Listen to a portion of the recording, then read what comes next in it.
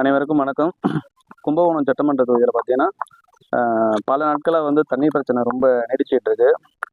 நம்ம ஆட்சி பொறுப்பேற்றதுக்கு அப்புறம் கும்பகோணம் தொகுதி மக்கள் வந்து தண்ணீர் பற்றாக்குறை இருக்குன்னு சொன்னாங்க. நமக்கு வந்து 20 எம்எல்டி லிட்டர் வாட்டர் இருந்தால் மட்டும்தான் கும்பகோணம் தொகுதியை வந்து நம்ம வந்து கண்ட்ரோலாக தண்ணி எல்லாரும் கொடுக்க முடியும். இப்போ 16 எம்எல்டிலேருந்து 17 எம்எல்டி வாட்டர் தான் கும்பகோணம் தொகுதி கிடைக்கிது.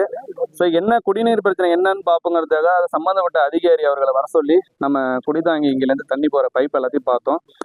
2-3 பைப் டேமேஜாக இருக்குது.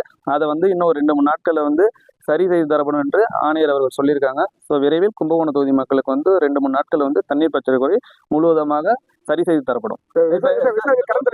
பாரபட்சம் இருக்கு, திரும்பி அந்த மறுபரிசீலனை பண்ண விவசாயிகள் கோரிக்கை எடுத்திருக்காங்க.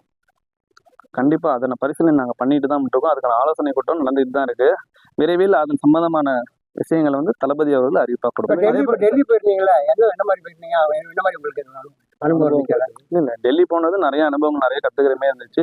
எந்தெந்த ஏரியாவில் எந்தெந்த ஸ்டேட்டில் வந்து என்னென்ன பற்றாக்குறைகளுக்கு எங்கெங்கே அதிக விளைச்சல் ஏற்படுது. ஸோ நம்மளோட தமிழ்நாடு ஸ்டேட்டில் வந்து விவசாயிகளாக பேடி நெல்லுலேருந்து நம்மளோட மற்ற கோதுமை பயிரிடுகள், நெல், நீங்கள் பார்த்தீங்கன்னா உளுந்து, இதெல்லாம் விளைவிக்க எப்படி நம்ம அதிகமாக மகசூல் பண்ணணும், விவசாயிகள் பிரச்சனைகளுக்கு என்னென்ன, நமக்கு எவ்வளோ வந்து நிதி தேவைப்படுது, சீடு விதைகள் எவ்வளோ தேவைப்படுது, விதைகள் வந்து நம்ம குவாலிட்டியான விதைகள் எப்படி இது பண்ணுறது, அதெல்லாம் பார்த்தீங்கன்னா யூரியா பொட்டாசியம் பிரச்சனையெல்லாம் இருக்குது, அதெல்லாம் எப்படி நம்ம சரி செய்யுது. ஸோ இதெல்லாம் வந்து எங்களுக்கு விரைவில் வந்து நாங்கள் சரி செய்யணும்னு சொல்லிட்டு அங்கே நாங்கள் சொல்லி சார், எந்த ஒரு முறைகேடு நடந்தாலும் கண்டிப்பாக தக்க நடவடிக்கை எடுக்கப்படும் சார்.